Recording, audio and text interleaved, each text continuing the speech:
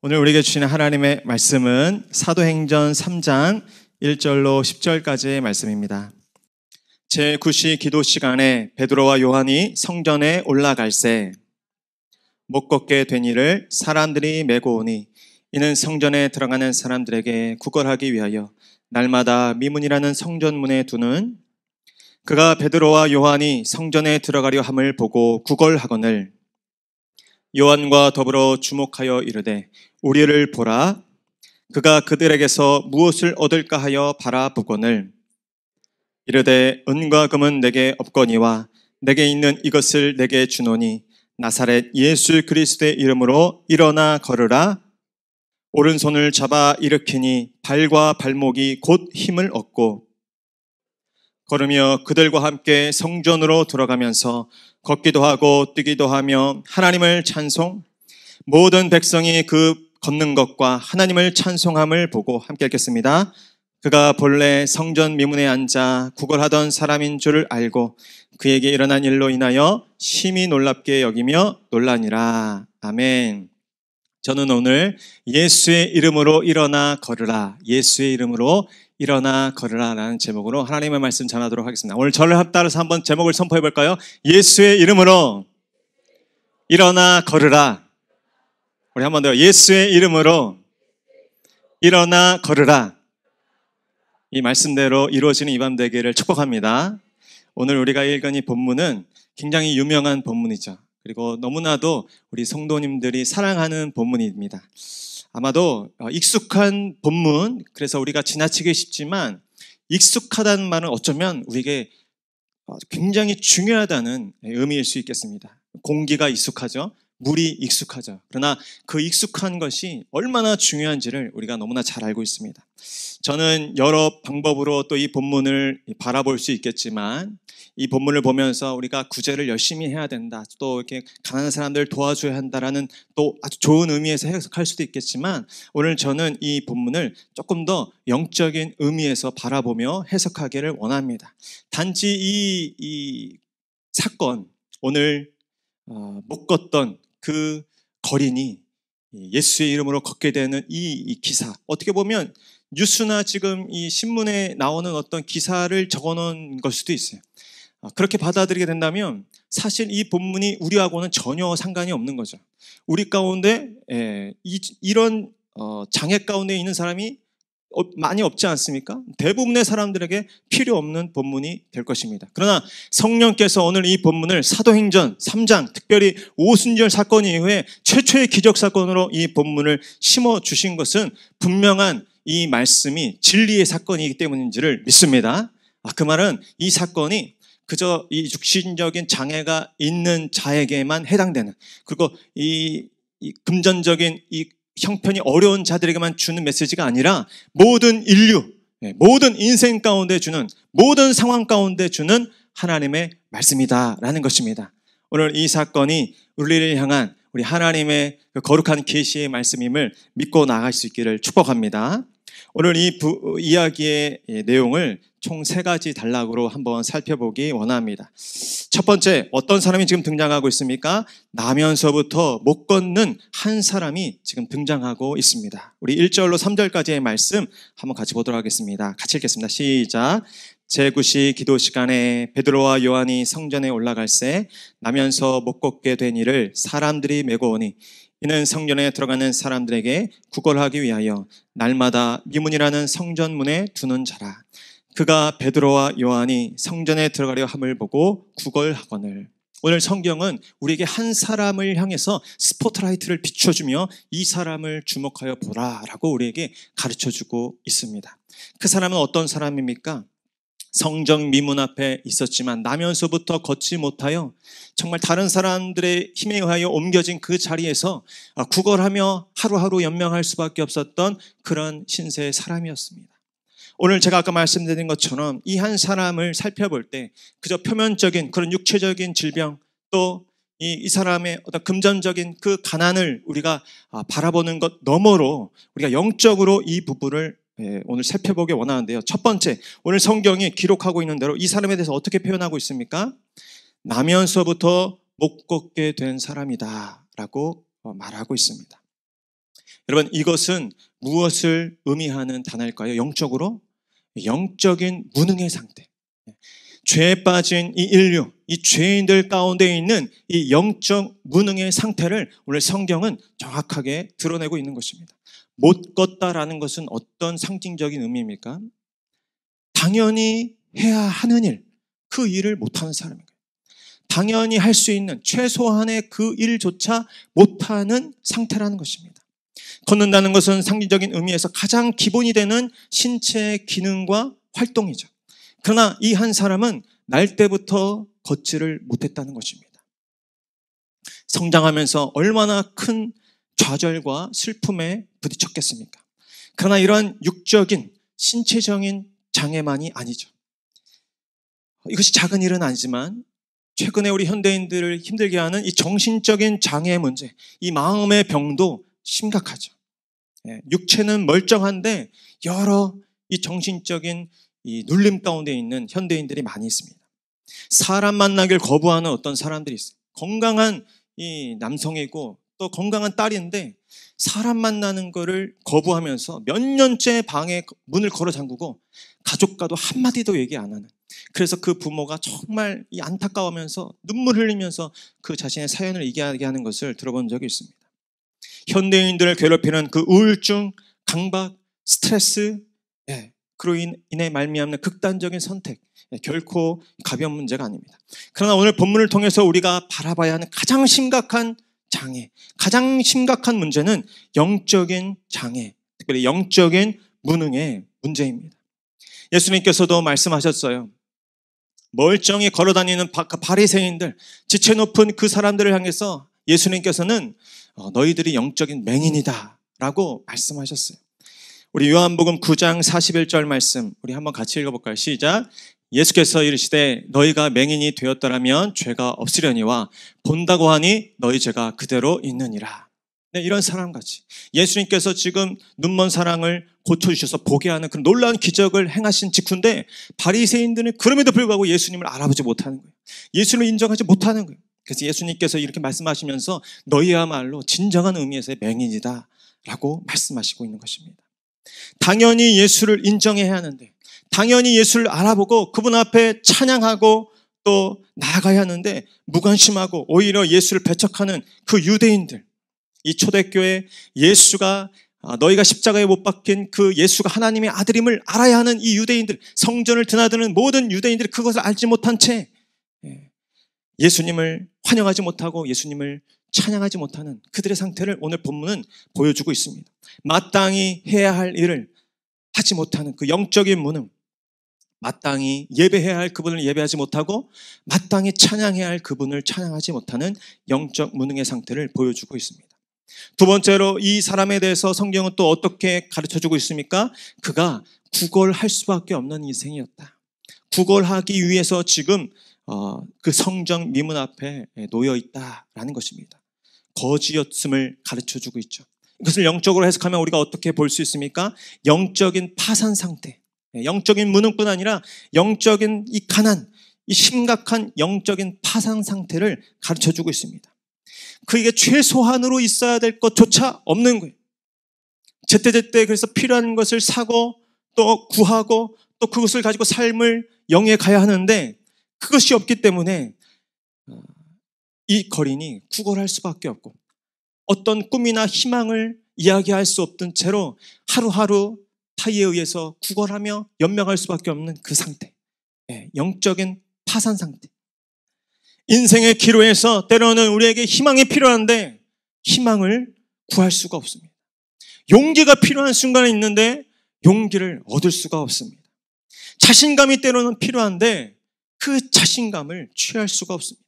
때로는 평안이 정말 좀 있어야겠는데 뭐니 해도 그래도 평안만이라도 있어야 하는데 평안을 얻을 수가 없는 그런 영적인 파산 상태. 믿음이 있어야 할 그에게 믿음이 없고 신앙이 있어야 할 그에게 신앙이 없는, 예수의 이름이 있어야 하는데 예수의 이름이 없습니다. 여러분, 예수 이름 안에 모든 신령한 복과 은혜와 능력과 그 권능이 있는데 그 예수의 이름이 없기 때문에 이 세상에 이 사람이 영적인 그 파산 상태로 머물 수밖에 없었던 것이죠.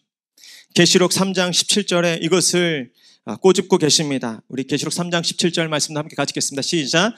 내가 말하기를 나는 부자라 부요하여 부족한 것이 없다 하나 내 곤고한 것과 가련한 것과 가난한 것과 눈먼 것과 벌거벗은 것을 알지 못하는도다. 아멘. 여러분, 이것이 이 현대를 살아가는 우리 이 세상에 당면한 심각한 문제이지 않겠습니까?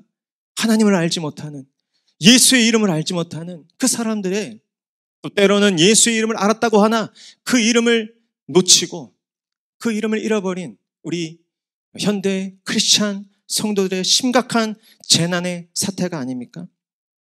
당연히 해야 할 일을 하지 못하고 당연히 있어야 할 것이 있지 못한 상태, 영적인 무능과 영적인 파산의 상태, 그것이야말로 심각한 재난이고 또 문제의 상황인 것이죠.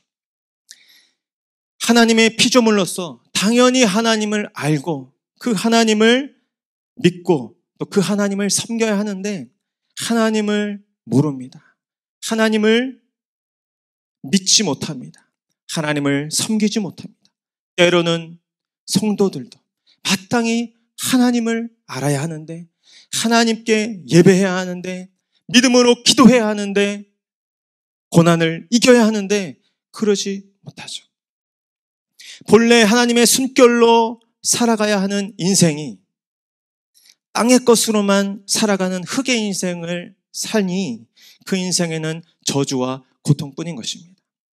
마땅히 하나님의 숨결 안에 평안과 또 자유와 기쁨과 소망을 붙잡고 살아야 되는데 흙으로만 살아가는 인생이 평안을 누릴 수 없습니다. 자유를 누릴 수 없고 기쁨과 소망을 붙들 수 없는 것입니다.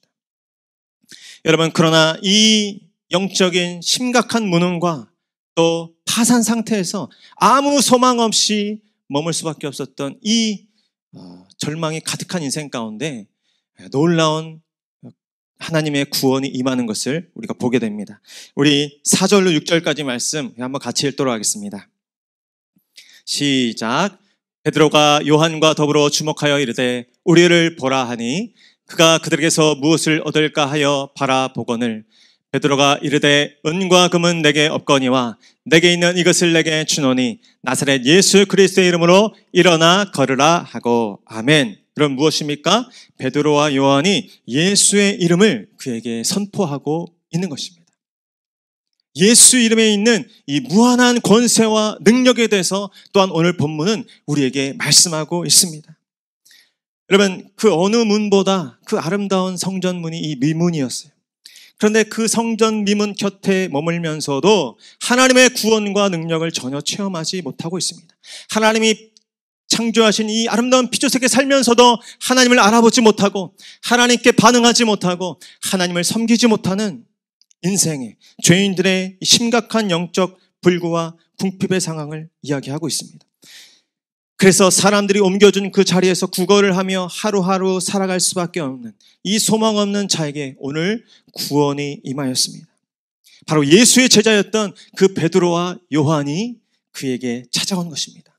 이 가련한 자가 이 성전 미문에 하루 이틀이 있었던 것이 아닐 것입니다. 성경에 보면 이 사람이 40년이나 됐다고 이야기하고 있어요. 유대인이었던 이 베드로와 요한도 그 성전, 특별히 많은 사람들이 선호했던 그 미문으로 다니는 것을 하루 이틀 한 것이 아니었을 거예요. 성전 미문도 그대로고 걷지 못하고 구걸하고 있는 이 절망적인 처지의 이 거지도 그대로였습니다. 근데 무엇이 달라졌습니까? 그들에게 찾아온 이 베드로와 요한이 이전의 베드로와 요한이 아니었던 것입니다. 성령의 충만함을 입은 하나님의 사람으로 거듭났던 것이죠. 여러분, 오늘 우리가 읽은 본문은 사도행전 3장인데 사도행전 이전에 어떤 기록이 있습니까? 그 유명한 오순절 성령의 그 강림 사건이 나타나죠. 성령의 강림, 성령의 충만이 제자들 가운데 임했을 때 베드로가 뛰쳐나가서 이 되도 않는 자신의 지식과 그럼에도 불구하고 성령의 능력으로 설교를 했더니 믿지 않던 유대인 3,000명이 하나님께 돌아온 역사가 있었습니다. 그 사건 직후에 일어난 첫 번째 성령 충만의 표적이 오늘 본문입니다. 그들이 가련한 그 거린에게 다가가 이야기합니다. 우리를 보라. 여러분, 이 거린이 그 소리를 듣고 고개를 들었겠죠? 그래서 베드로와 요한을 바라봤을 때 뭔가 얻을 게 있을까 하고 바라봤는데 딱 보니까 행색이 자신과 별반 다름없어요. 이것 뭐 큰 기대가 없다 그랬는데 역시나 베드로가 뭐라고 얘기합니까? 은과 금은 내게 없거니와. 그럴 줄 알았다. 안 봐도 알겠다. 그랬을 거예요. 근데 그 이후에 한마디를 더 하는 거예요. 은과 금은 내게 없거니와 내게 있는 이것을 내게 주노니 나사렛 예수 그리스도의 이름으로 일어나 걸으라 말씀하시는 거예요. 그래서 어떤 일이 일어납니까? 한 번도 힘을 써본 적이 없던 자신의 발목과 발에 힘이 들어오는 것을 느끼는 거예요. 그리고 그 힘을 의지하여 딛고 일어설 뿐만 아니라 걷고 뛰며 날아다니는 그 모습을 지금 이 본문은 보여주고 있습니다. 여러분, 놀라운 회복의 역사가, 오늘 구원의 역사가 이 절망 가득한 인생 가운데 찾아왔습니다. 어떻게 이 일이 가능했겠습니까? 베드로와 요한이 그에게 다가와 그저 주머니에 있던 동전 몇 입 줬다면 오늘 기사는 우리 성경에 쓰여지지 않았을 거예요. 어쩌면 그에게 은과 금이 없지만 그에게 있는 이것, 예수 그리스도의 이름을 선포했기 때문에 오늘 그 절망에 가득했던 인생 가운데 하나님의 구원이 임한 줄로 믿습니다. 그러나 성경에 보면 어떤 마술사도 이렇게 흉내를 내요. 베드로가 하는 걸 보고 예수의 이름으로 귀신나 떠나가라 이렇게 흉내를 내요. 근데 어떻습니까? 고침받기는커녕 망신만 당하고 쫓겨나죠. 여러분, 오늘 이 성경의 기록대로 본다면 예수 그리스도 이름을 선포하는 이 베드로와 요한은 조금 달랐어요.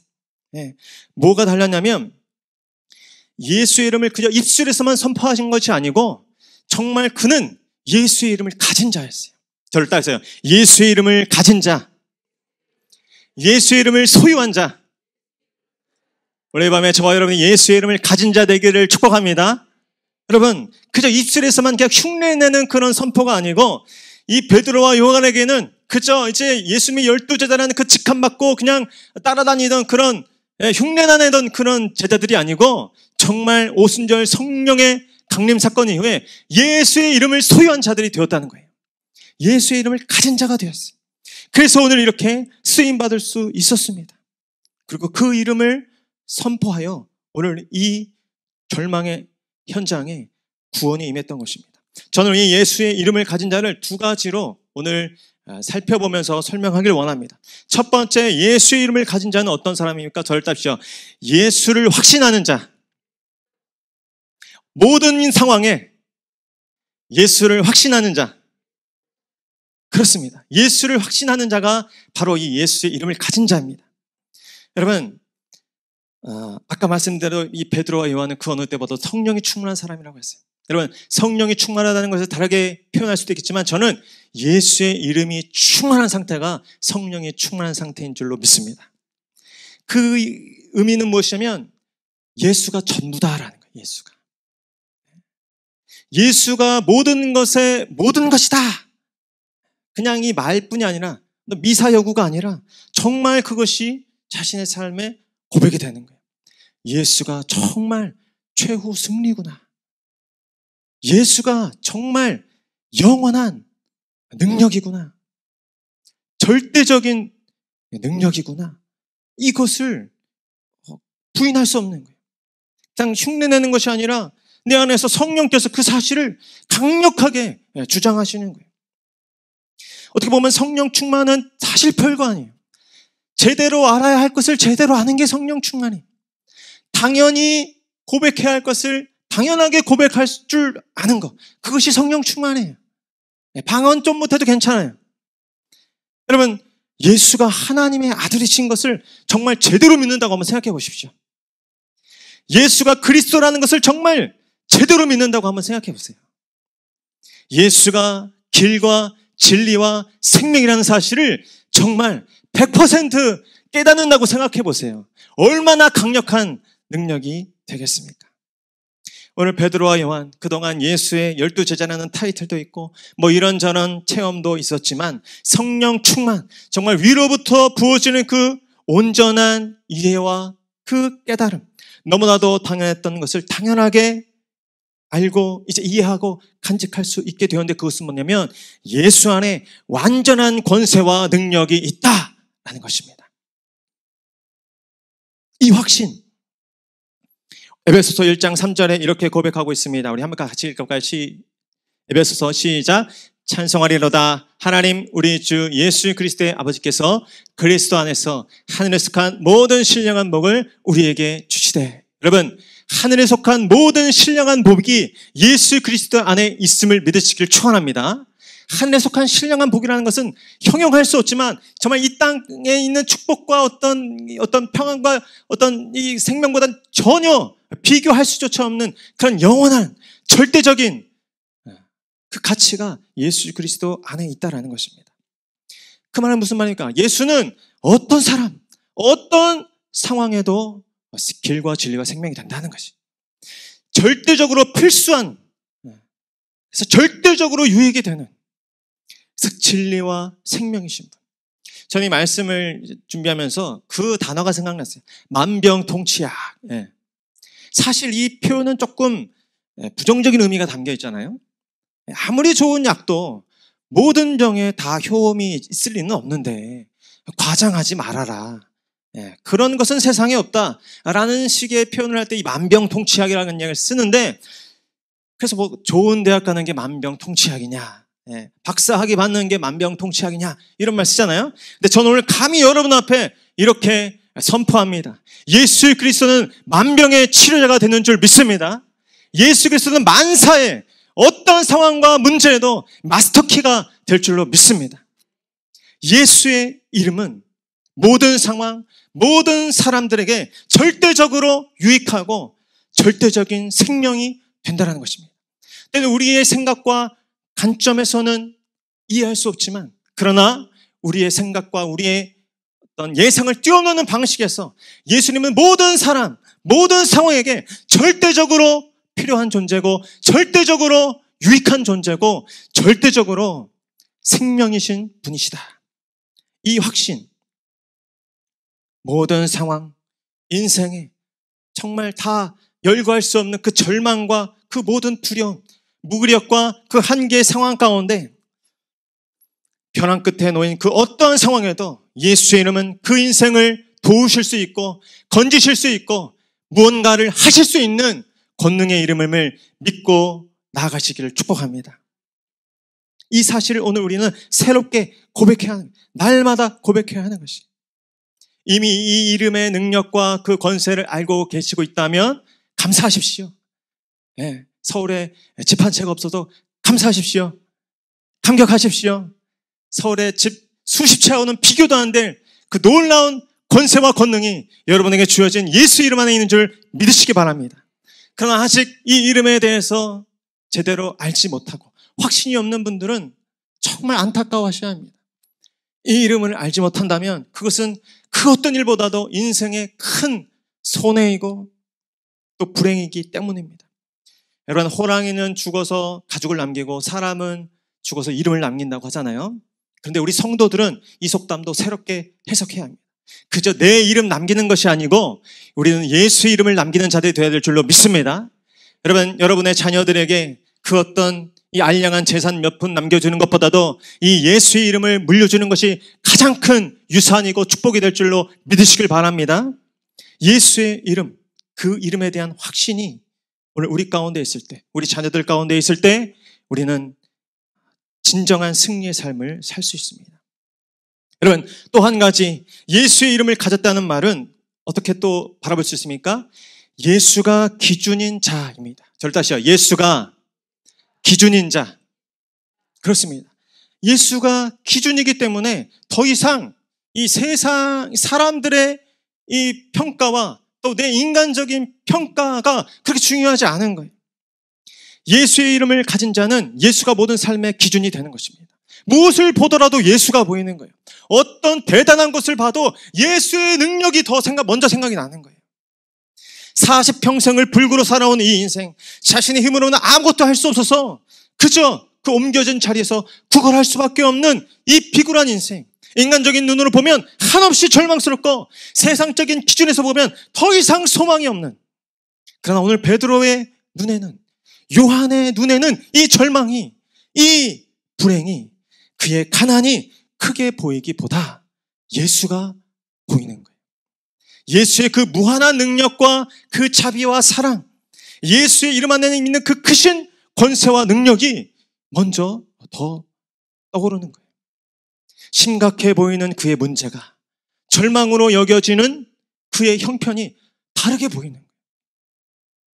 예수 이름이 그와 함께하면 저 인생도, 저 절망도, 저 고통도 얼마든지 희망이 있다. 소망이 있다. 저에게 예수의 이름이 임하면 저 인생도 얼마든지 회복될 수 있다. 예수 안에 있는 권세와 능력은 저 무시무시한 40년 묵은 인생의 그 산과 같은 문제와 절망도 얼마든지 극복하게 하는 권세와 능력이다 라는 확신과 그 분명한 인생의 문제를 바라보는 선명한 거룩한 기준이 그에게 있었던 것입니다. 여러분, 이 순간이야말로 영적인 각성의 순간입니다.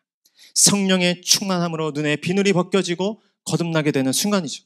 이 일 후에 있었던 사건이 무엇입니까? 이 4장에 가게 되면 베드로가 이 일 때문에 붙잡혀갑니다. 여러분, 베드로가 누굽니까? 예수님 붙잡혀갈 때 이 공회가 두려워서, 이 고난이 두려워서 예수님 3번 부인했던 그 사람입니다. 그러나 이제 달라지죠. 오늘 사도행전 4장 18절로 21절 말씀 한번 같이 읽도록 하겠습니다. 시작. 그들을 불러 경고하고 도무지 예수의 이름으로 말하지도 말고 가르치도 말라 하니 베드로와 요한이 대답하여 이르되 하나님 앞에서 너희의 말을 듣는 것이 하나님의 말씀을 듣는 것보다 옳은가 판단하라. 우리는 보고 들은 것을 말하지 아니할 수 없다 하니 관리들이 백성들 때문에 그들을 어떻게 처벌할지 방법을 찾지 못하고 다시 위협하여 놓아주었으니 이는 모든 사람이 그 된 일을 보고 하나님께 영광을 돌림이라. 아멘. 세상 가운데 져서 세상 가운데 끌려가던 이 베드로가 세상이 감당할 수 없는, 세상을 이기는 하나님의 참된 제자가 되었습니다. 공회에 붙잡혀가는 일이 그렇게 놀랄만한 일이 아닌 거예요. 이제 공회에 붙잡혀가서 매맞고 그렇게 이 협박받는 일이 그렇게 두려운 일이 아닌 거예요. 예수가 그의 인생의 기준이 되어버렸기 때문에 예수의 그 크고 놀라운 이름 안에서 그 어떤 힘과 권세도 다 성냥개비만 하나 보이는 것이죠. 여러분, 제가 몇 년 전 우리 교회에서 이렇게 보내주셔서 청소년 비전 트립을 다녀왔습니다. 정말 좋은 경험과 또 영적인 또 은혜를 누리고 왔는데 한 가지 후유증이 하나 남았어요. 또 안타까운 후유증이 남았는데 그게 뭐냐면 이름하여 그랜드 캐년 후유증입니다. 어떤 후유증이냐면 저희가 그랜드 캐년을 갔다 왔거든요. 설명할 수 없는 그 광경을 보고 말았어요. 그랬더니 이 한국에 와서 보는 어떤 절경도 시시한 거예요. 감격하고 싶은데 감격을 못하는 거예요. 자꾸 뭐가 생각나요? 그 그랜드 캐년, 그 경비행기를 타고 아무리 가도 끝없이 펼쳐진 이 절경이 자꾸 생각나는 거예요. 그래가지고 자꾸 우습다. 저희 설악산을 봐도 그러니면 저 아차산은 그저 그냥 동네에 그냥 동산인. 제가 이름하여 이걸 그랜드 캐년 후유증. 이게 아직도 극복이 잘 안 돼요. 여러분, 예수의 이름에 그 압도하는 그 권세와 능력을 경험한 자는 이 세상에 어떤 그런 권세와 능력도 갖지 않은 거예요. 여러분, 문제라는 것은 항상 상대적입니다. 여러분, 저 아차산이 크지만 백두산에 비해서 크겠습니까? 그럼 백두산은 정말 큰 겁니까? 백두산은 에베레스트에 비해서 어떻습니까? 그럼 에베레스트는 그럼 큰 겁니까? 이 지구에 비해서 어떻습니까? 여러분, 지구는 큰 겁니까? 한두 끈도 없는 거예요. 우리 앞에 마주한 문제도 결국에는 상대적인 건데 그가 누가 함께 하느냐에 따라서, 누구의 시선으로 바라보냐에 따라서 그 문제는 언제는 태산처럼 보이지만 그러나 얼마든지 작은 콩알처럼도 보이는 거죠. 이 스가랴 4장 7절 말씀 저와 한번 같이 읽도록 하겠습니다. 시작. 큰 산아 내가 무엇이냐? 내가 스룹바벨 앞에서 평지가 되리라. 그럼 스룹바벨은 성전을 짓는 예표로서 그리스도를 예표하고 있죠. 이 문장을 그래서 저를 따라해주세요. 큰 산아 내가 무엇이냐? 예수 이름 앞에서 평지가 될지어다. 오늘 이 밤에 우리를 시달리게 하고 우리를 두렵게 했던 그 문제가 예수 이름 앞에서 이렇게 평지가 돼버리는 놀라운 영적의 전환의 일들이 일어나기를 축원합니다. 우리 마지막으로 우리 7절로 9절까지 10절까지 말씀 같이 읽도록 하겠습니다. 시작. 오른손을 잡아 일으키니 발과 발목이 곧 힘을 얻고 뛰어서서 걸으며 그들과 함께 성전으로 들어가면서 걷기도 하고 뛰기도 하며 하나님을 찬송하니 모든 백성이 그 걷는 것과 하나님을 찬송함을 보고 그가 본래 성전 미문에 앉아 구걸하던 사람인 줄 알고 그에게 일어난 일로 인하여 심히 놀랍게 여기며 놀라니라. 아멘. 그렇습니다. 함께 성전으로 돌아가 하나님을 찬양하게 되죠. 무엇을 말하고 있습니까? 회복된 예배자와 그로 말미암는 하나님의 영광을 이야기하고 있습니다. 여러분, 여러분의 인생을 통하여 하나님의 영광이 드러나기를 축원합니다. 그러기 위해서는 우리 가운데 예배가 회복되어야 될 줄로 믿습니다. 우리 목사님께서 항상 강조하시는 그 예배 회복이 오늘 저와 여러분의 인생 가운데 부어지기를 축원합니다. 여러분, 오늘 이 성전 미문 앞 절망에 빠진 한 인생이 예수 이름 안에서 회복되었습니다. 그리고 예수의 이름이 회복된 그가 가장 먼저 향한 곳이 성전입니다. 아마 그 입구에서만 머물렀지 자신이 하나님께 벌받았다는 그 정죄감, 그 두려움, 거절감 때문에 이 성전에 들어가지 못했을지도 모르겠어요. 그러나 오늘 이 놀라운 예수의 이름의 권능이 임하자 그 모든 절망감, 그 모든 정죄감, 그 모든 두려움 떠나가고 그 인생 가운데 예배가 회복되었다는 것입니다.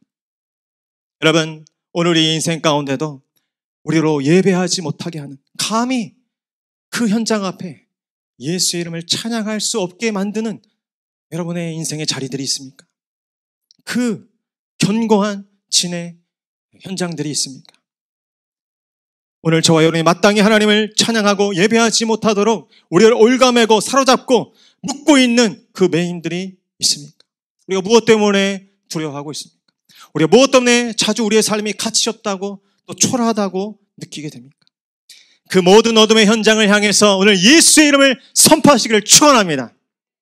단지 이 우리의 말로 고백으로 선포하는 그 일만으로도 우리의 인생의 이 상황이 달라질 줄로 믿습니다. 네.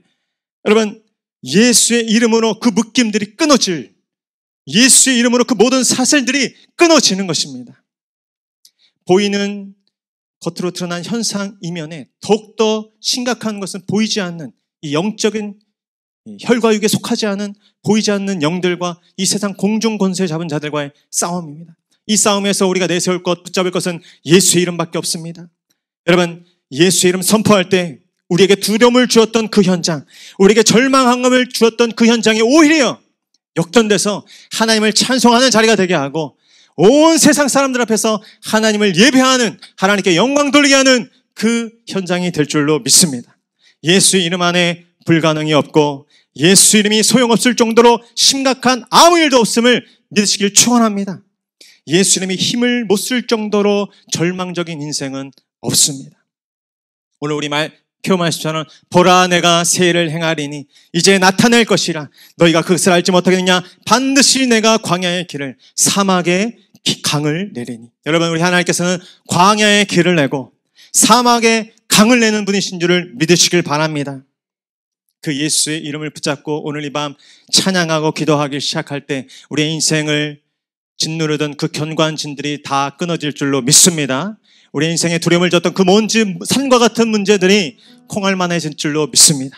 이 시간 우리 한번 같이 찬양할 때 그 이름, 예수의 이름 부르며 우리 믿음으로 찬양하길 원합니다.